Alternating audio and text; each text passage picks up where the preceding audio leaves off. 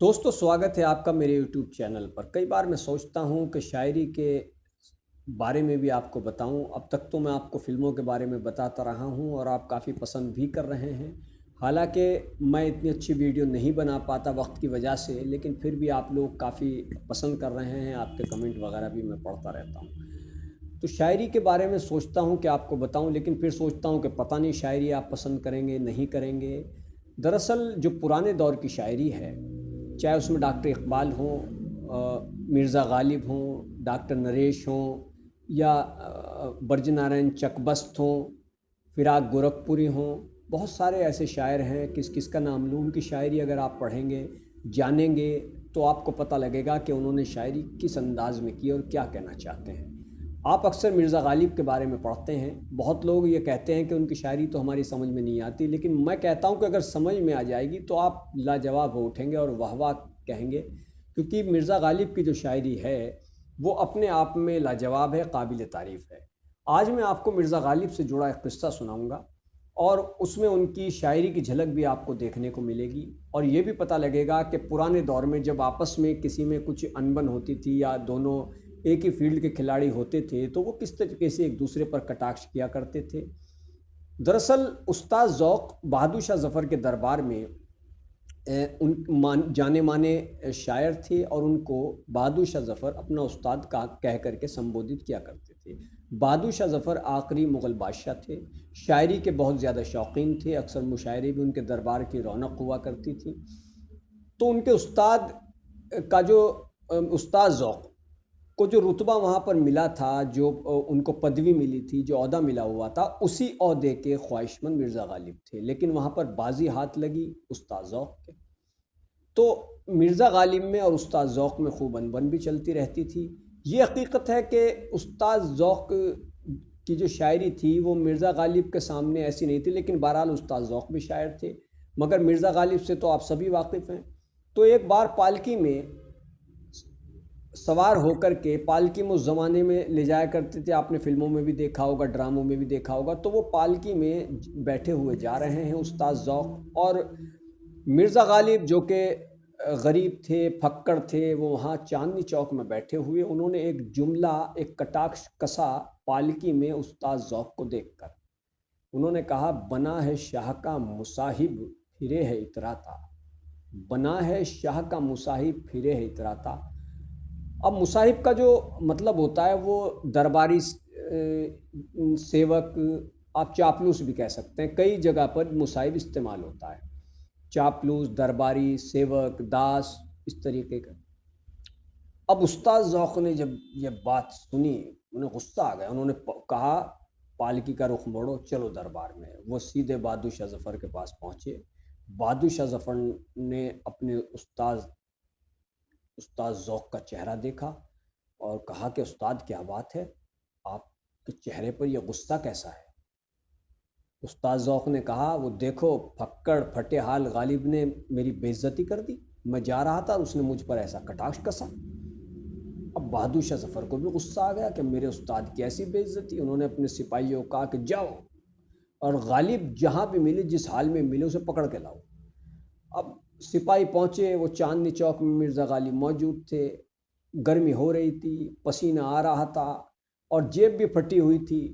तो उनके सिपाहियों ने मिर्ज़ा गालिब को पकड़ा और बहादुर शाह ज़फ़र के सामने हाजिर किया। बहादुर शाह ज़फ़र गुस्से में लाल, क्योंकि उनके उस्ताद ज़ौक़ की बेइज्जती कर दी थी मिर्ज़ा गालिब ने।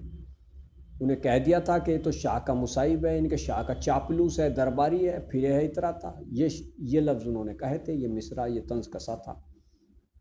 अब उस्ताद ज़ौक़ एक तरफ खड़े हुए, मिर्ज़ा गालिब को वहाँ लाया गया, और लाते ही बहादुर शाह ज़फ़र ने कुछ नहीं पूछा। ये कहा कि तू है क्या, तू क्या है। अब हाथ बांधे हुए खड़े मिर्ज़ा गालिब, सामने बहादुर शाह ज़फ़र, उस्ताद ज़ौक़ भी मौजूद। कहने लगे, तू है क्या, तेरी हैसियत क्या है, मेरे उस्ताद पर जुमला कसता है। अब मिर्ज़ा गालिब ने कहा कि दरअसल ये तो मेरी गज़ल की एक पंक्ति है, एक लाइन है, एक मिसरा है। तो उन्होंने कहा कि पूरा सुनाओ।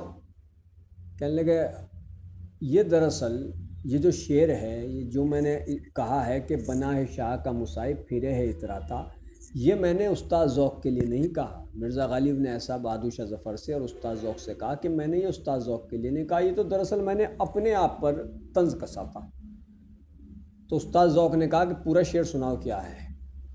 تو انہوں نے سنایا کہ بنا ہے شاہ کا مصاحب پھرے ہے اتراتا، بنا ہے شاہ کا مصاحب پھرے ہے اتراتا، ورنہ شہر میں غالب کی آبرو کیا ہے۔ اب اس شعر کو سننے کے بعد بہادر شاہ ظفر کا غصہ کچھ ٹھنڈا ہوا، کیونکہ شعر ہی اتنا لاجواب، سمجھ سب رہے ہیں کہ یہ جو شعر ہے یہ طنز کسا گیا ہے استاد ذوق پر، لیکن مرزا غالب حاضر جواب، اور انہوں نے یہ کہہ دیا یہ تو صاحب میں نے اپنے آپ پر میری حیثیت کیا ہے۔ اب استاد ذوق نے کہا کہ جب اتنی اچھا یہ شعر ہے تو پوری غزل کیسی ہوگی، کیوں نہ مشاعرہ رکھ لیا جائے۔ کچھ دیر بعد مشاعرہ رکھ لیا گیا۔ اب بیٹھ گئے استاد ذوق بھی، کچھ اور شاعر بھی آ گئے، بہادر شاہ ظفر بھی تخت پر بیٹھے ہوئے۔ اب وہاں پر مشاعرے کی شمع روشن ہوتی ہے، بہادر شاہ ظفر کہتے ہیں کہ وہی غزل پڑھیے۔ اب وہ جو انہوں نے کہا تھا بہادر شاہ ظفر نے آتے ہی کہ تو کیا ہے، سب سے پہلے مرزا غالب نے اپنے شعر میں انہی کو لپیٹا، انہی پر طنز کسا اور شعر پڑھا۔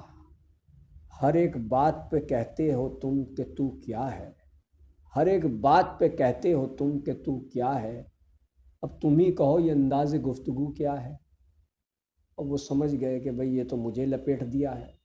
کئی اور شعر بھی انہوں نے پڑھے، پھر انہوں نے وہ اپنا مقطع پڑھا، مقطع یعنی کہ جس میں اپنا نام لگا ہوتا ہے، لاسٹ کا شعر ہوتا ہے۔ پھر غالب نے پڑھا کہ بنا ہے شاہ کا مصاحب پھرے ہے اتراتا، ورنہ شہر میں غالب کی آبرو کیا ہے۔ ایک پرچہ لے کر کے مرزا غالب پڑھ رہے تھے، مشاعرہ ختم ہوا، خوب واہوائی کی بہادر شاہ ظفر نے، استاد ذوق کو بھی واہوائی کرنی پڑی کیونکہ غزل ہی اتنی شاندار تھی۔ اب وہ کچھ انعام و اکرام بھی دیے، کچھ پیسے ویسے بھی دیے گئے بہادر شاہ ظفر کی طرف سے مرزا غالب کو کہ بھئی بہت آپ نے کمال کا کلام پڑھا ہے، بہت اچھی غزل آپ نے پڑھی ہے، پوری غزل لاجواب ہے۔ اور کہنا پڑا کہ حقیقت میں یہ تو آپ کا کلام ہے، آپ نے اپنے اوپر ہی طنز کسا ہوگا، لیکن سمجھ تو سب گئے تھے کہ طنز کسا گیا استاد ذوق کے اوپر، استاد ذوق بھی سمجھ رہے تھے۔ تو وہ ایک پرچہ لے کر کے پڑھ رہے تھے۔ اب وہ جب مشاعرہ ختم ہوا، غالب جانے لگے، تو استاد ذوق نے کہا وہ پرچہ دے دیجئے۔ وہ جو پرچہ دیا، مرزا غالب چل دیے۔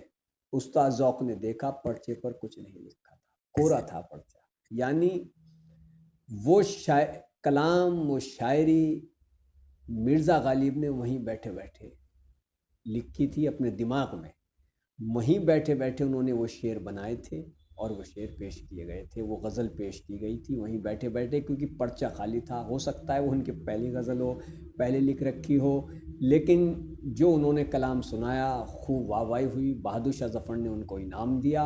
اب آپ کو یہ ویڈیو کیسی لگی مجھے کمنٹ کر کے ضرور بتائیں۔ اگر ویڈیو آپ کو پسند آتی ہے یہ شاعری کی، تو پھر میں آپ کو ایسی ہی کچھ اور شاعرانہ قصے، شاعروں کی باتیں آپ کو بتاؤں گا۔